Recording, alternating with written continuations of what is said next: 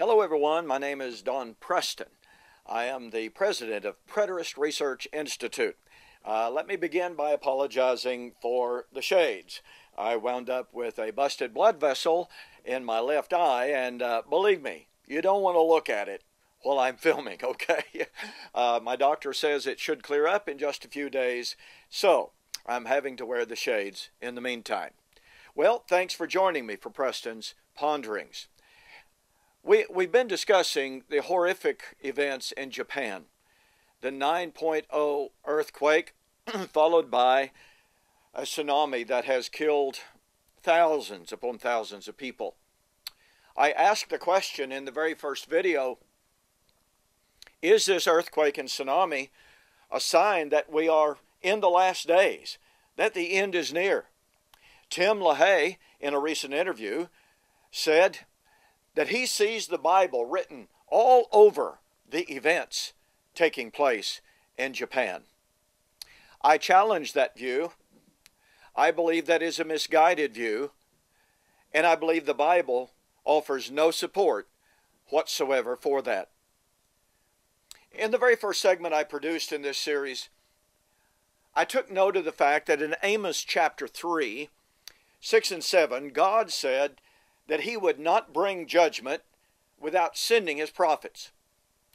I raised the question, was there a prophet sent to Japan to warn them of the impending earthquake and tsunami? The obvious answer is no. Now, an objection has been offered to that, and someone wrote to me and said, well, Ezekiel, Jesus even, predicted earthquakes in the last days. That was 2,000 years ago.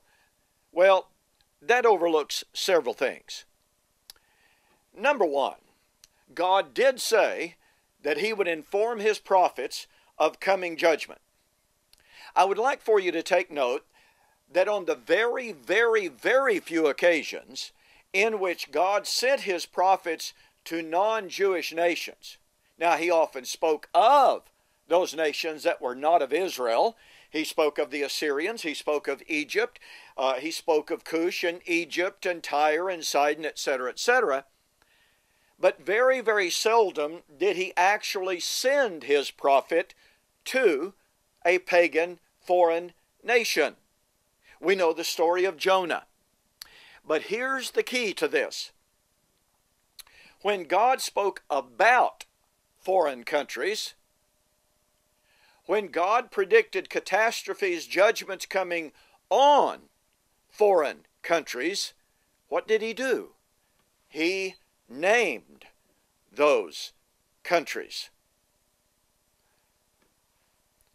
Over and over again, God would speak of the impending judgment.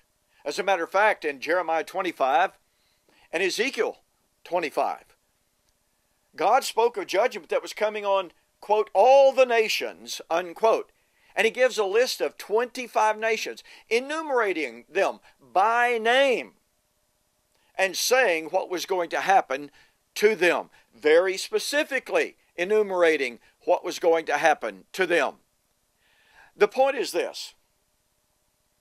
When God brought judgment upon a given nation, point number one, the prophet was sent to that nation in most instances. Point number two, the prophet specifically named the nation that was going to come under God's wrath. Therefore, just to argue and to say, well, Jesus said there's going to be earthquakes, so that means Japan. No, it doesn't mean that. It doesn't mean that at all. If we allow the Bible to set the precedent, if we allow the Bible to establish the pattern, then point number one, we have to acknowledge that when God was going to bring a judgment, just like Amos chapter 3, 6 and 7 said, he would reveal that to his prophets. It is not enough to simply say that God in some broad, generic, vague, ambiguous way said, well, God said there would be earthquakes, therefore that means that the earthquake in Japan falls under that rubric. No, that's not good enough. Secondly, and this reinforces it, and that is that when God brought judgment on foreign nations, He named those nations, and there's a third point that is very, very critical.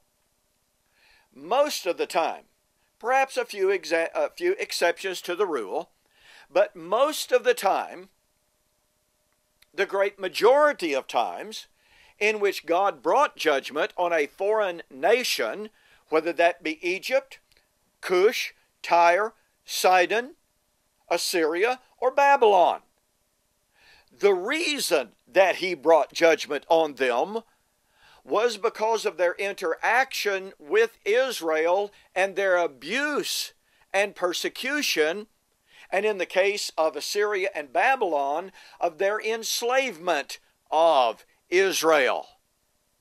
Now that raises a very pertinent question, does it not? What was the relationship of Japan to modern-day Israel? Basically, none. In what way had Japan abused, persecuted, enslaved Israel? In no way whatsoever. Therefore, if we follow the biblical pattern, the biblical precedent, the biblical message, if you please, the times in which God did bring judgment on foreign nations, He did not simply bring judgment arbitrarily on a nation for no reason. Most of the time, let me emphasize, most of the time, it was because of that nation's interaction with Israel, their abuse of Israel, their enslavement of Israel, their persecution of Israel. Not one single of those things existed with modern-day Japan in regard to Israel. The most that could be said of modern-day Japan and Israel is that Japan's relationship with Israel is benign. Therefore, none of the criteria that are presented in the Bible for God bringing judgment on a nation were present in the tsunami caused by the earthquake in March 2011. The events there, while tragic, were not a judgment from God, because God had not sent His prophet to them. He did not name them in an oracle of judgment, and they had never abused, persecuted, or enslaved Israel to bring that kind of judgment on them. We're not in the last days. The tragedy in Japan was not a sign of the end. We're going to have more to say on this.